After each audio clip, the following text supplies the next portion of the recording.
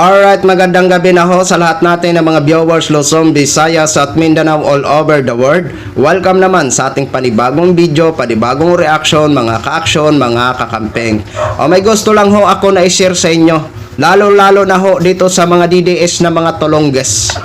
At doon sa mga DDS na gumagawa ng kwento para mapaniwala lang ang kapwa nila DDS supporters sa kanilang kwento na wala namang katotohanan.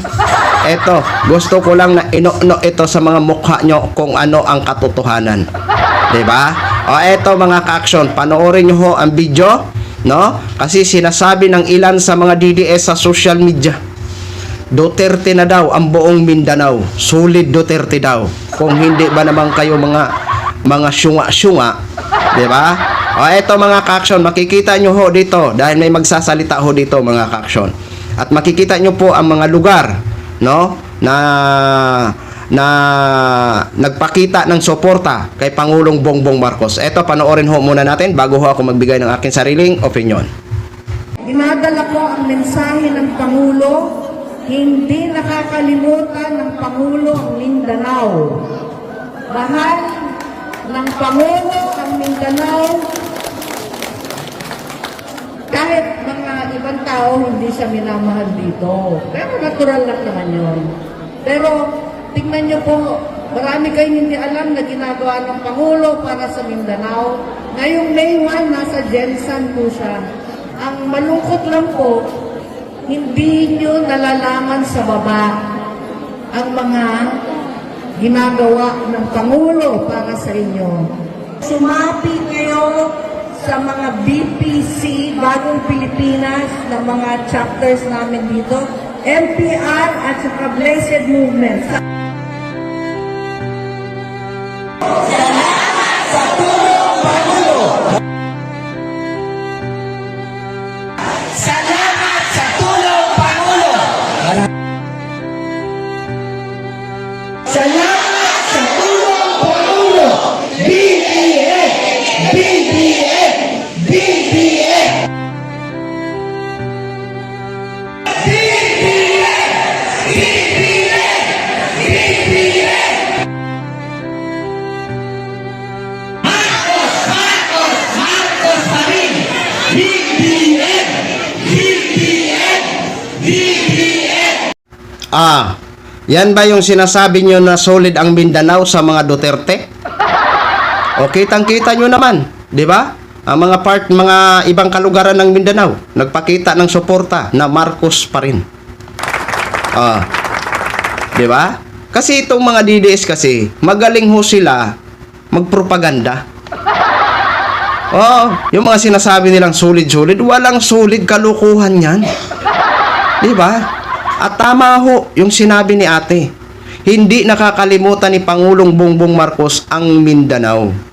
At alam ho natin na marami na ang ginagawa na tulong ni Pangulong Bongbong Marcos sa part ng Mindanao.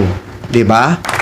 Tapos sasabihin ng ilan sa mga DDS, walang ginagawa ang Pangulo sa Mindanao? Sus Maria Josep. Diba?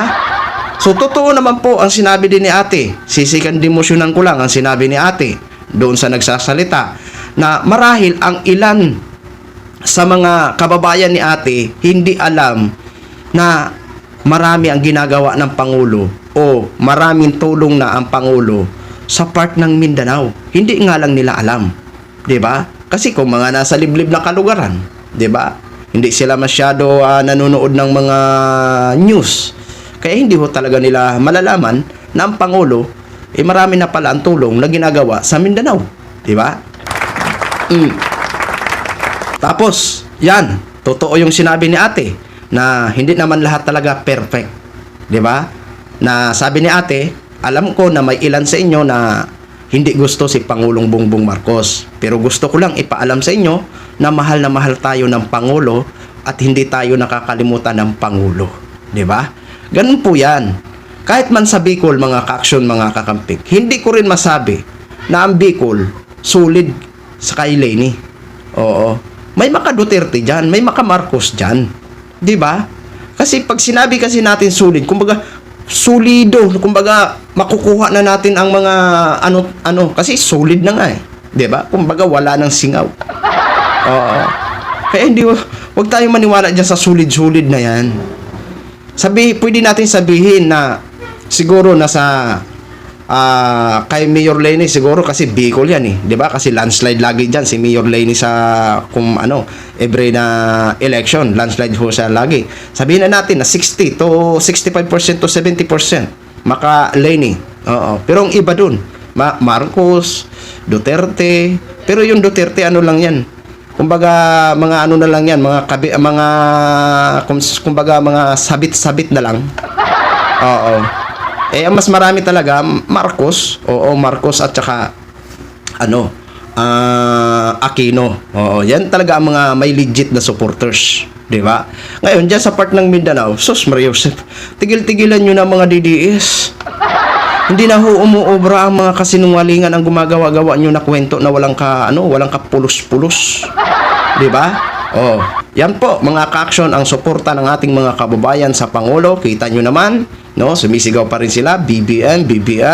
Oh, thank you ho sa inyo. Okay, yan lang po mga ka-action. Share ko lang ho sa inyo yan. Maraming salamat po sa ating mga viewers, Luzon, Visayas at Mindanao all over the world. Ako po ang inyong lingkod, si The Action Man. Good evening, everyone.